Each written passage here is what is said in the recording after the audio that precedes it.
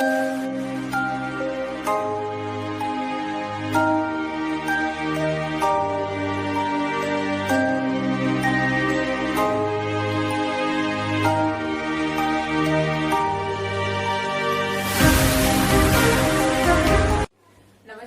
SKG द्वारा संचालित online कक्षाओं में आपका स्वागत है।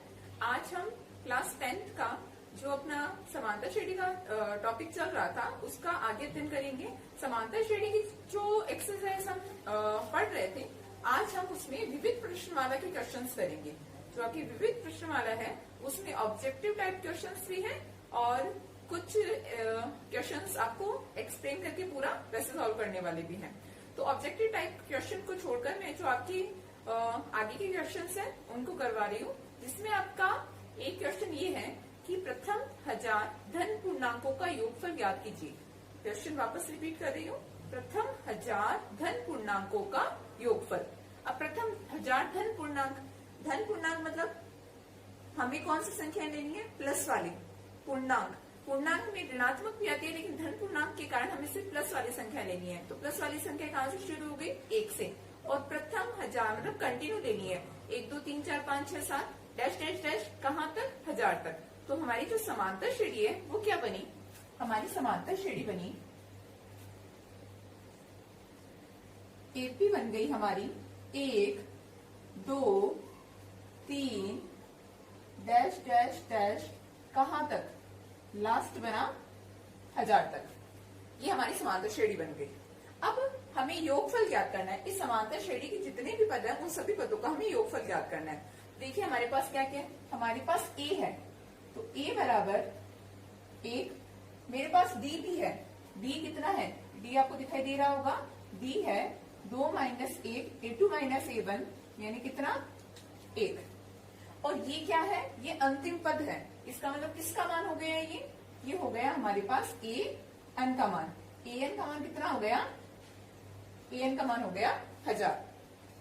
योगफल ज्ञात करने के हमारे पास दो सूत्र थे। एक था असन इक्वल टू n/2 ब्रैकेट में 2a प्लस n - 1 इंटू में d, और दूसरा था n/2 ब्रैकेट में a प्लस an।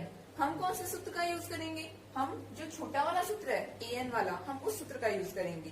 तो देखिए हमने सूत्र लगाया एस एन बराबर n/2 bracket a plus a n bracket बंद।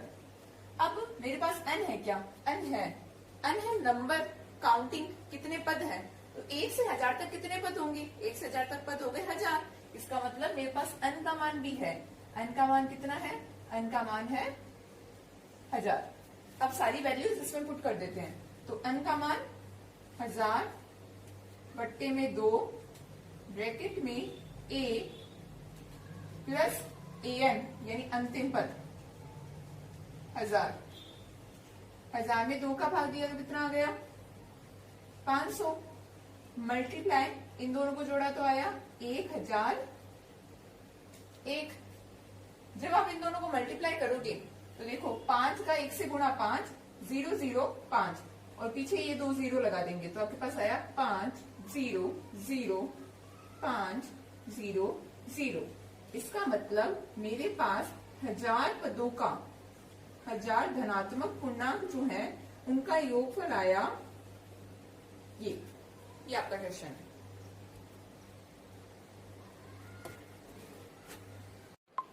हमारे पास n पदों का योगफल दिया हुआ है। एस एन बराबर 3n² + 2 प्लस 5n/2 योगफल दिया हुआ है, इसलिए एस एन का मान दिया हुआ है। हमें ज्ञात क्या करना है? हमें 25वां पद ज्ञात करना है। ठीक है, तो मैंने आपको एक क्वेश्चन बताया था 5.2 के अंदर कि अगर आपके पास कोई भी क्वेश्चन हो और वो n के पदों में हो तो आपको कुछ नहीं करना, आपको n की वैल्यूज पुट करनी है। अगर 1 का मान 1 रख दो, फिर 2 रख दो, फिर 3 रख दो, ऐसे कंटिन्यू चलते जाओ। तो आपके पास जो जरूरी आपको चाहिए सूत्र के अंदर वैल्यूज, वो सारी वैल्यूज आ जाएगी। तो मैंने क्या किया? मैंने n का मान कितना रखा? n का मान हमने 1 रखा। n बराबर 1 रखने पर जब हमने n का मान 1 रखा तो S1 आया। S1 बराबर 1 रखने पर यहाँ पे कोई फर्क नहीं पड़ना, तो यहाँ पे आया 3/2 प्लस 5/2 8/2। 8/2 मतलब कितना? 4। S1 बराबर 4 आ गया। S1 मतलब प्रथम पद का योग। अब प्रथम पद मतलब सिंगल पद है, अब सिंगल पद का किसके साथ योग, तो इसका मतलब S1 जो है वही हमारा क्या है, A1 है। तो S1 और A1 एक ही चीज है, इसका मतलब मेरे पास प्रथम पद आ चुका है, A1 का मान 4 आ गया। अब आगे रखेंगे n का मान कितना, n बराबर 2 रखने पर, n का मान जब हमने 2 रखा तब हमारे पास आया S2। अब देखो 2 रखने पर फर्क पड़ेगा, 2 का स्क्वायर 4, 4 इंटू 3 तो 3 इंटू 4 बट्टे में 2 प्लस 5 इंटू 2 क्योंकि इसके ऊपर स्क्वायर नहीं है, बट्टे में 2, 2 से 4 गया 2 बार, 2 से 2 कैंसिल, 3 दूनी 6, 6 प्लस 5 कितना हो गया 11। ये किसका मान आया, S2 का। S2 हुआ प्रथम 2 पदों का योग, दूसरा पद नहीं, प्रथम 2 पदों का योग। इसका मतलब किन 2 पदों का, पहले पद का और दूसरे पद का, इन दोनों का योग कितना आया 11। अब सुनिए, मेरे पास A1 प्लस A2 बराबर 11 आ गया, मेरे पास A1 कितना आया था 4, निकालना क्या है A2। तो क्या करूंगी, इस A1 की जगह इसकी वैल्यू रख देती हूँ। तो A1 की जगह मैंने कितना रखा 4, A2 को मैंने उतारा, बराबर में 11, 4 उधर गया, तो A2 बराबर 11 माइनस 4, A2 बराबर कितना आ गया, A2 बराबर आ गया 7। अब मैंने A2 क्यों निकाला है, क्योंकि मुझे D का मान चाहिए, इसलिए मेरे पास A2 है, मेरे पास A1 है, तो D निकालने के लिए हमने लिखा D बराबर A2 माइनस A1। तो A2 का मान 7, A1 का मान 4, 7 माइनस 4 आपके पास आ गया 3। अब सब कुछ है हमारे पास, हमें 25 पदों का योगफल ज्ञात करना है। इसका मतलब पदों की संख्या भी दे दी, n का मान, n बराबर कितना है, सॉरी 25 पदों का योग नहीं, 25वां पद ज्ञात करना है। 25वां पद मतलब A25, ठीक है। तो an का सूत्र लगा दो, an बराबर a plus n minus 1 into में d। a n की जगह 25 यानी 25वां पद, a प्रथम पद कितना आया 4, n का मान 25 माइनस 1 और d का मान अभी अभी हमने निकाला है कितना 3, तो इंटू में 3, 4 प्लस 24 इंटू 3, 4 24 दिया 72, तो 72 प्लस 4 76। इसका मतलब ये हुआ इस समांतर श्रेणी का जो 25वां पद है वो 76 है। ये आपका थर्ड क्वेश्चन कंप्लीट है। सेकंड क्वेश्चन आपके सामने है, आपको एपी दी गई है 20, 19 से 1/4, 18 से 1/2, 17 से 3/4 डैश डैश, और हमें प्रथम ऋणात्मक पद ज्ञात करना है। प्रथम ऋणात्मक पद मतलब इस एपी का कौन सा पद ऐसा है जो प्रथम ऋणात्मक पद होगा, यानी एपी को अगर आप गौर से देखिए तो इसमें पद जो है वो कम हो रहे हैं, मतलब 20, 18, 20, 19, 18 डैश डैश कंटिन्यू चल रहे हैं। तो एक पद ऐसा आएगा जब ऋणात्मक पद स्टार्ट होना शुरू हो जाएंगे। तो जो प्रथम उनमें से प्रथम पद आएगा, प्रथम ऋणात्मक पद, उस पद के बारे में बात कर रहे हैं कि उसका क्रमांक कौन सा होगा, मतलब n का मान क्या होगा। तो अब अगर मैं देखूं हमारे पास क्या है, तो हमारे पास a है, a का मान 20, d निकालने के लिए d बराबर A2 माइनस A1 यानी 19 सही 1/4 माइनस 20। इसको मैंने मिश्र भिन्न को साधारण में कन्वर्ट किया तो 19 चौके 76, 76 और 1 77, 77/4 माइनस का 20। एलसीएम लेने के लिए मैंने लगाया नीचे 1, 4 और 1 का एलसीएम 4, तो हमारे पास आया 4, 77 माइनस ये कितना हो जाएगा 80। 80 क्यों, क्योंकि 4 में 1 का भाग दिया तो 4, 4 का 20 से गुणा किया तो 80, 77 में से 80 को हमने माइनस किया तो हमारे पास आ गया 3, लेकिन किसका, माइनस का। ये हमारे पास डी की वैल्यू आ गई। अब हमारे पास डी आ गया, ए आ गया, प्रथम ऋणात्मक पद ज्ञात करना है। तो ऋणात्मक पद की क्या विशेषता होती है कि ऋणात्मक पद जो होता है वो शून्य से छोटा होता है, यानी मेरा जो भी पद है, जो भी पद मुझे ज्ञात करना है वो शून्य से क्या होगा, छोटा, यानी an छोटा है किससे, 0 से। अब हमें कुछ नहीं करना, हमें नॉर्मल जो सूत्र वही लगाना है, an बराबर a plus n minus 1 into D.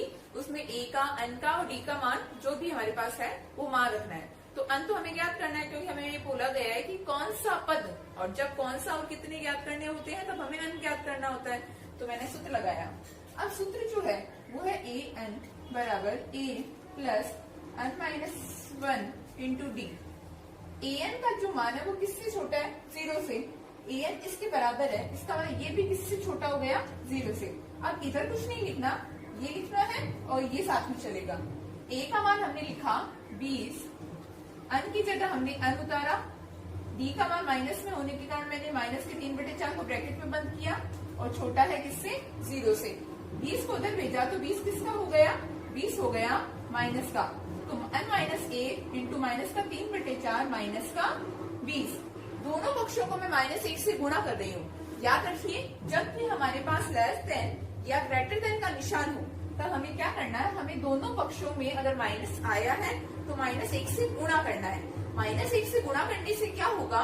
ये जो माइनस आए हैं वो हट जाएंगे, प्लस एक चीज और होगी। क्या होगा? अगर आपके पास ग्रेटर देन का निशान आए तो वो लेस देन में कन्वर्ट हो जाएगा, और अगर लेस देन का निशान आए तो वो ग्रेटर देन में कन्वर्ट हो जाएगा। अब हम क्या कर रहे हैं? मैंने -1 से दोनों पक्षों को गुणा किया। दोनों पक्षों को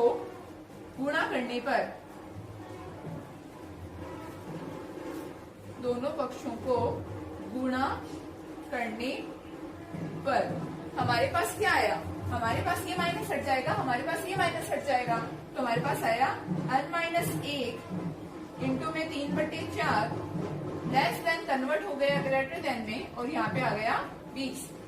यहाँ तक क्लियर हो गया होगा। अब क्या करना है? 3/4 गुणा में उधर गया भाग में, भाग में जाना मतलब उधर जाके उल्टा होके गुणा हो जाएगा। तो हमारे पास आया n minus 1 greater than 20 into 4/3, यानी हमारे पास देखो क्या आ गया? n minus 1 greater than 80/3। 80 में अगर 3 का भाग दिया तो 2 बार 6 बार 0.6। n minus 1 is greater than 26.6।